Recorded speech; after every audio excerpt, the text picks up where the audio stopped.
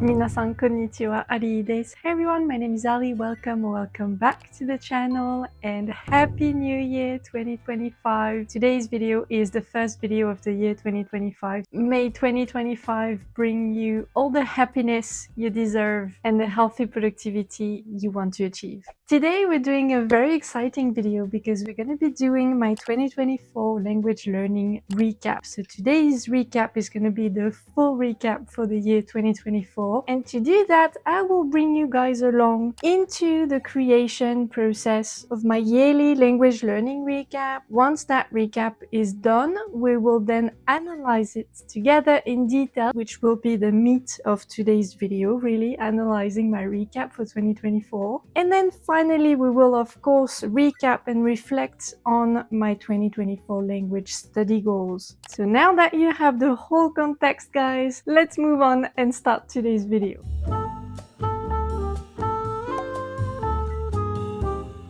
Alright guys, so here is Ali of the past and we're actually going to create the recaps today together. I'm gonna film the entire process so that you guys can also get a sense of how I do things. I'm gonna explain things along the way. Today is the 20th of December. It is Friday. It's the middle of the afternoon. It's almost 4 p.m. and so it's the day I've chosen to do my recaps because essentially I'm done with my language learning for the year. I've pretty much finished at this point everything that I wanted to do, really finish before the end of the year. So now is really the perfect time for me to do this recap. And so guys, first let me tell you what I'm gonna do, how I'm gonna do it, what I'm going to use to create the recaps. So if you take a step back, I'm just going to tell you how I collect my data, how I analyze it, and then how I create data visualization output. So when it comes to what I will actually do, so I'm going to create language learning recaps for each of my languages for the year 2024. So I'm really going to look at everything I have studied in 2024 and how am I going to know what I studied during 2024 in detail. If you've been following me for a while, you would have noticed that I have a few different study trackers that I update all throughout the year. So essentially the work is already done, the data is already collected. Right now, the only thing I need to do is to take that data, put it all together, and then once I've done that, I will reorganize it, categorize things so that it's more understandable. And then once I've done that, I will analyze it and then I'll create my recaps. When it comes to which trackers I'm going to use essentially all of the language learning trackers that I have created and that I use all of the time. So digitally on my Notion, if you've seen my Notion tool, you know that I track 3 things: my yearly language learning goals, my reading log, so all of the reading I do in my target languages, all of the books that I read, and then I also track my study resources, so all of the study resources I use for each language. Then physically, I will also use my study journal, which is a plain notebook that I customize for myself every year and in which I write down all of my weekly study goals lists for each week of the year and even for break weeks. So essentially every single week of the year is accounted for in this journal, whether I studied during the week or not. And then the third source that I'm going to use is actually everything I have written down and told you guys in my monthly study recap videos that you have accessible on the channel already. So I have the scripts of those 12 videos, the recap of all the language learning I've done for each month of the year 2024, which I didn't have last year, in fact. So this year it's a nice addition to my tracking, and so I'm going to be using that as well to create my recaps. All right, so now that I've explained everything to you guys, let's actually do it. And here goes the time lapse.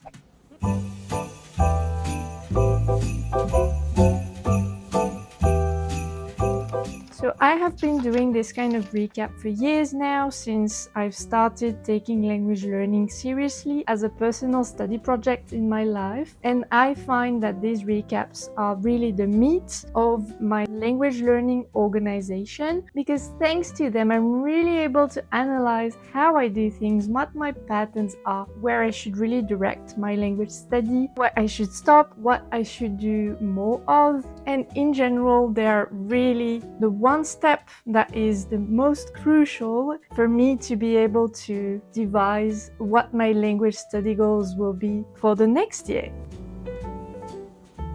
So I'm not done with the whole thing, guys. I'm only done with the note-taking part about everything that I have studied, the routines I have followed, the milestones I have achieved, the breaks I've taken, all of that good stuff. So, you know, these notes are pretty much only comprehensible by me, I think. So I will put this in digital format and then present it to you guys. Alright guys, so step 2 of my big recap process is actually analyzing the big recap. Before we dive into the language by language visual representation of how my year went, I want to quickly go through an overview of the year in itself and like how it went, and especially where the big disruptions were, like when they occurred and why during the year, so that you guys have also this in mind before we dive into the language per language recap.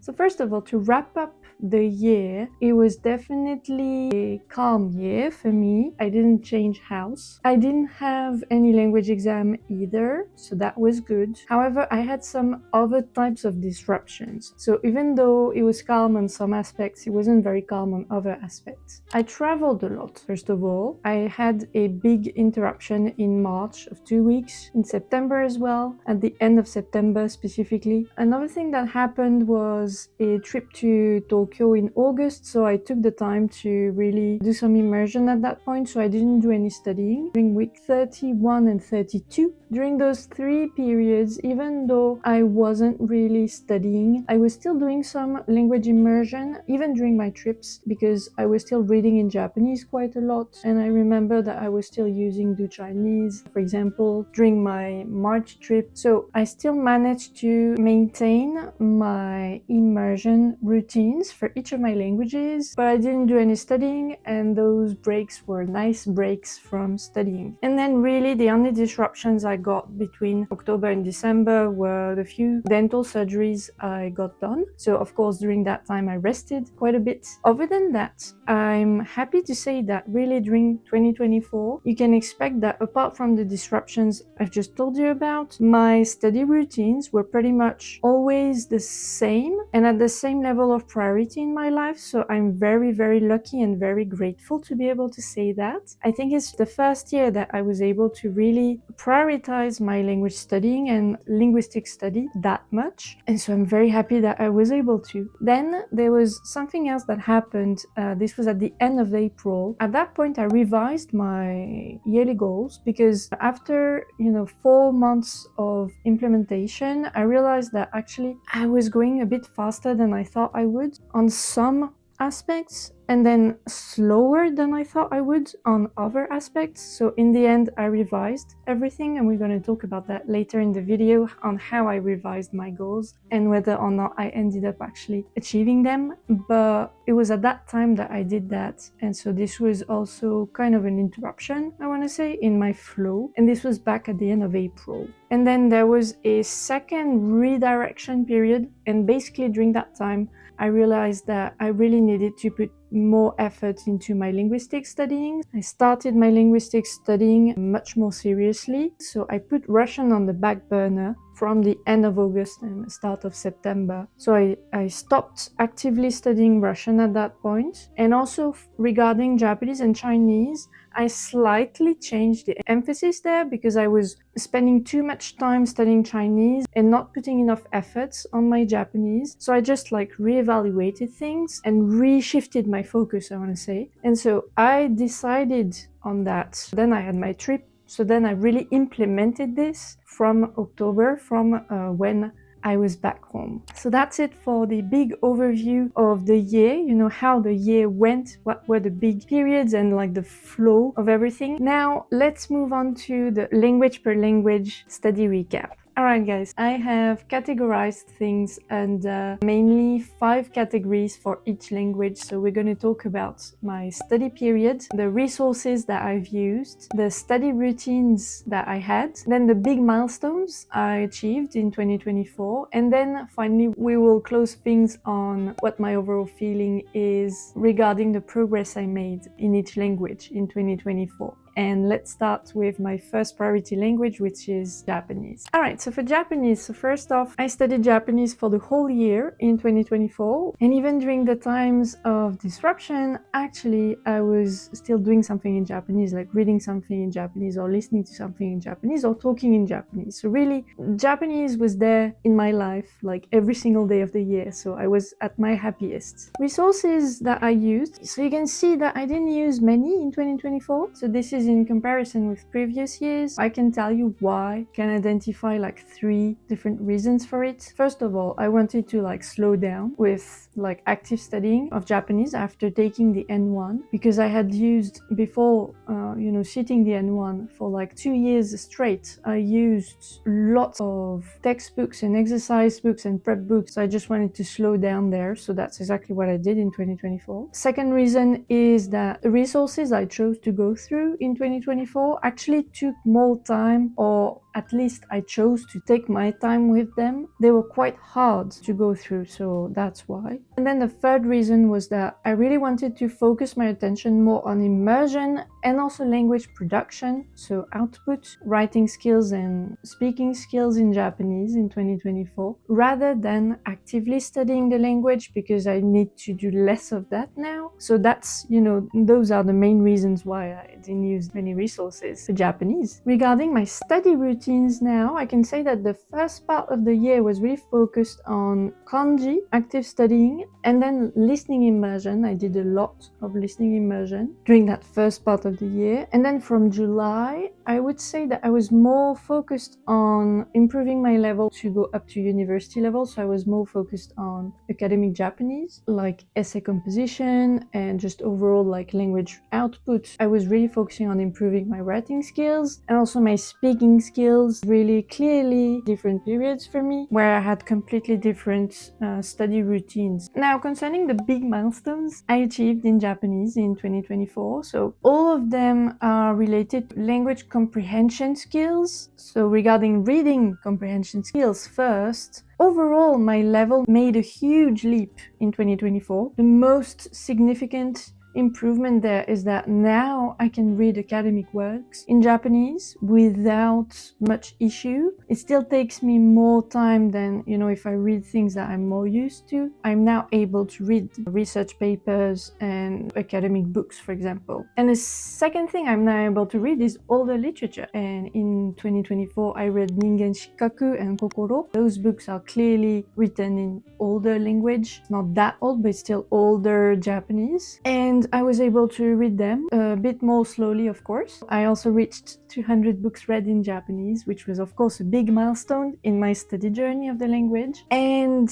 overall, 2024 was also the year in which I read the most in Japanese, since I read a total of 87 books in Japanese, which is the most I've read since the year I started in 2020. Regarding my listening comprehension skills now, there again, I feel like my level really has made a huge leap, because if I compare to the beginning of the year and how my skills were then, I'm now able to really understand like 100% of video contents on topics that I have a special interest in, like literature, science, linguistics, business topics, education, politics. So really, the next step there is really to be able to understand university lectures in Japanese, that will be the next thing I tackle, but I mostly covered everything that I could to really improve my listening comprehension skills. And in 2024, I felt like this was like the last big segment there, if that makes sense. So now it's just going to be a matter of filling in the gaps. And then it's not really a big milestone per se, but I just want to add also the fact that in 2024, I finally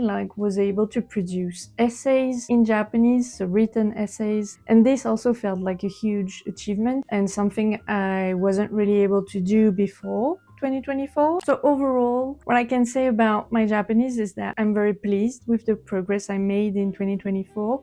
Even though it's become less easy now for me to really track my progress because I'm not following the JLPT exam structure anymore, which feels very liberating, but at the same time a bit daunting because I'm on my own now. It feels like it, at least. But you know what? I'm choosing to see things from a bright side, from a bright perspective. As usual, you guys know I'm very enthusiastic, so I'm quite proud of myself actually for staying enthusiastic and motivated and focused on my studying of the language. Still very, very motivated to bring my level to the highest it can be in the language. Next up, we have Chinese, my Chinese recap. Regarding my Chinese study period, so once again, it's been the whole year. I've studied Chinese for the whole year apart from the disruption times I mentioned earlier. Actually, 2024 was my first year studying Chinese for the whole year without pause, without breaks, and staying connected to the language for an entire year. This felt quite big in my journey with the language. I now feel much more connected to the language, of course, as a result, and I just feel like now the language has become a big part of my life. Regarding the resources I used in 2024 for Chinese, so you can see here all of the resources that I've used. You can see there are quite a lot, and this definitely reflects the wish I had really to tackle the language basics in 2024 and go past them finally to be able to start being autonomous, and especially in my reading comprehension, which I feel like I achieved actually in 2024 through the active studying I did on grammar. I really focused on grammar in 2024, and also the HSK exam focused studying that I did through the textbooks I covered and also the mock tests I covered in the summer specifically. So I'm quite happy with that, really. So my resources were really focused around that, I want to say. Now for my study routines, I can tell you that during the first part of the year was really focused on grammar rules acquisition. Then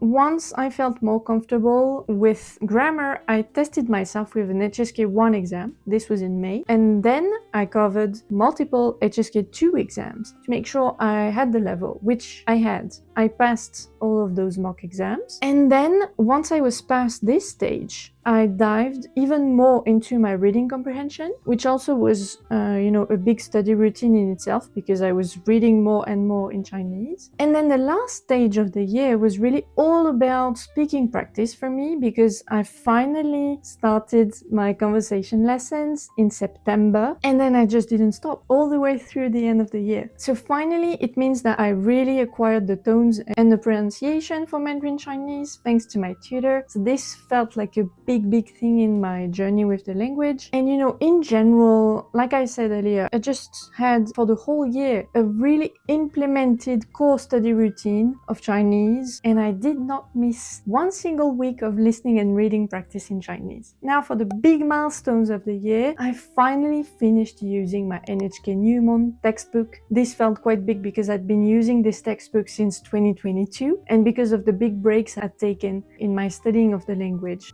since 2022, I'd never been able to finish the book, so finishing it finally in 2024 felt like a huge achievement. Finally. Then I also passed the HSK 1 exam, then the HSK 2 exam on my own, of course, but to me this is enough. And then, of course, I reached 2 more milestones before the end of the year. First one being starting my conversation lessons on Cafe Talk and finishing to read my first book in Chinese, finally. 中国語でちょっといい話. So for the recap of, how I feel with Chinese after this full year of studying it, for some reason I can say that now Chinese has become my comfortable language, just like Japanese was before and just like English was before Japanese. So I'm very happy about that. And, it's become the language I go to on default mode whenever I'm not doing something in Japanese or in English. I just naturally usually go and read something or listen to something in Chinese and I don't feel like it's taking me any effort. I'm just like enjoying the whole process, and like the perspective of getting more and more skilled in the language really fills me with joy. There is no other way to describe it, so that's the overall feeling I have. And now that I have my tutor to help me in the process, this gives me even more motivation to,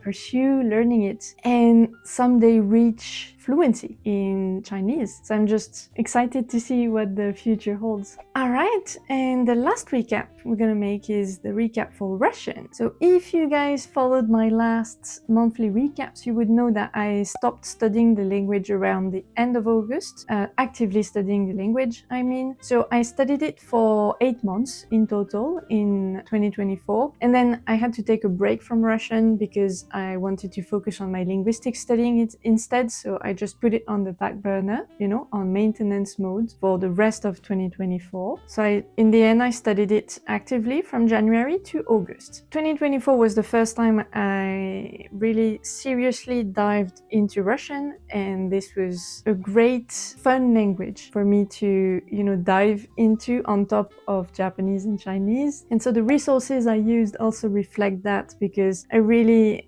started studying with serious resources and not using Duolingo that much, though I did use Duolingo during the first part of the year. But mainly I used 2 books from the Assimil collection. Those books are in French source language, and there was 1 exercise book for Russian Cyrillic and then 1 textbook, which is the main textbook, language textbook for, I think, level A1 to B1, I think, of the CFR framework. In that textbook I covered up to 70%, so I did cover quite a lot, and I will resume studying with it as soon as I resume my active studying of Russian. And then another resource that I really used a lot in 2024 were the Easy Russian channel videos. I love this channel and I really watched a ton of videos from their channel, so that was a great way for me to do easy listening practice. Regarding my study routines in Russian, during the 8 months in which I studied the language, I almost had like the same kind of study routine the whole time. So I had a mix between active studying with the books and textbooks I was using, and then lots of listening immersion. And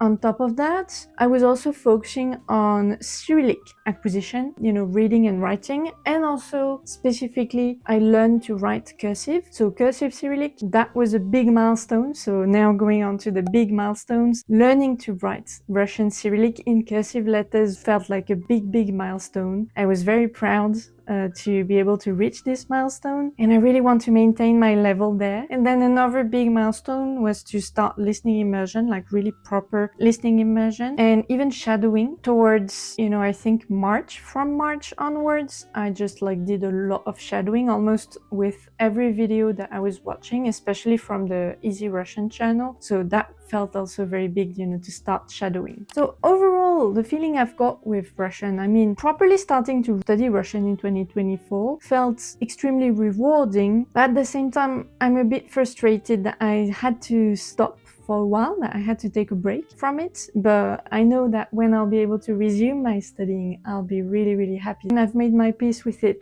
And that's how I needed to organize my projects to not burn myself out. So I'm just overall accepting the fact as it is. I know that I will someday acquire this language.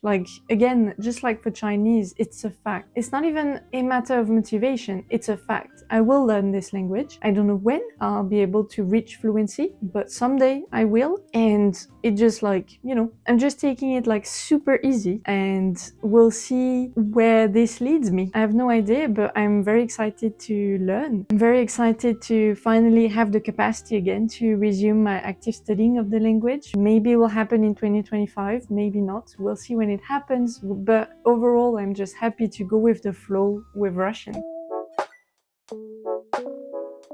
Alright guys, and now on to the last part of today's video, which is going to be reflecting on my yearly language study goals for each of my languages. We're gonna first start with my Japanese study goals. Here were my original study goals for the year. Here were my revised goals, and here is how it went in 2024. So you can see that apart from my bonus goals, I basically covered everything that I wanted to cover for Japanese, and I do feel I have improved a lot in all of the skills I mentioned in my goals. So I've been quite successful with my Japanese study goals in 2024. For Chinese, here were my original goals, and here are my revised goals. And here is how it went. So you can see that there is a clear difference between my completion rate on my original goals and my completion rate on my revised goals. And by the way, the circle means that I'm still working on those goals, so it means they're not completed, but they're not failed either.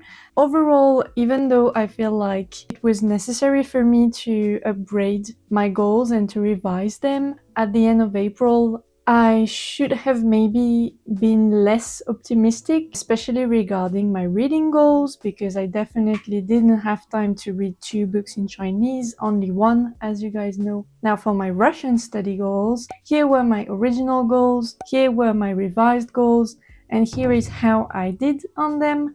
So Russian being my last priority language out of the 3, and also considering the fact that I only studied it for 8 months out of 12 in 2024, I would say that I'm still pretty happy with my completion rate on my yearly goals with the language. However, I do feel like I was really too optimistic, especially on my first revised goal, which was to get to B1 level. Even if I'd studied the language for the whole year in 2024, I still wouldn't have been able to reach that level. Actually, a B1 in Russian, I now realize, is much higher than I thought it was originally. So definitely it's not even a level I can aim for in 2025, so let alone last year. It just wasn't possible. So I was really too optimistic there. And then actually my bonus goal to read a book, well, that will be a goal that I transfer to 2025 if I get the opportunity to resume my studying with Russian. So that's it for the recap of my goals for each of my languages. And overall, I can say that, I'm very pleased with my completion rate and how I did with my language study in 2024. Even though not everything is ticked off, as you've just seen, I think that I still was able to focus on what was the most important. At the end of the day, I did manage more or less to respect my own priority order for each of my languages. So, Japanese being the first priority language, my second priority being Chinese, and then Russian being the last priority. And also, I just wanted to mention that, my goals are really no pressure goals, in the sense that I'm learning languages for fun, for myself. I have no external pressure to learn the languages I'm learning whatsoever. So my yearly goals are really a way for me to give a direction to my studying, not really a pressure point for me. So, whether or not I complete them is not really the focus, but I guess you guys would have understood that. That's it. That's all I had to say about my goals, guys. Alright guys, so that's gonna be it for today's video. I hope you enjoyed it. I hope it was insightful as usual. Please let me know in the comments below what your 2024 language learning recap looks like. Thank you for watching today's video. それではまた次の動画でお会いしましょう。バイバイ。またね。 'Cause tonight I'm gonna take you out and live the dream.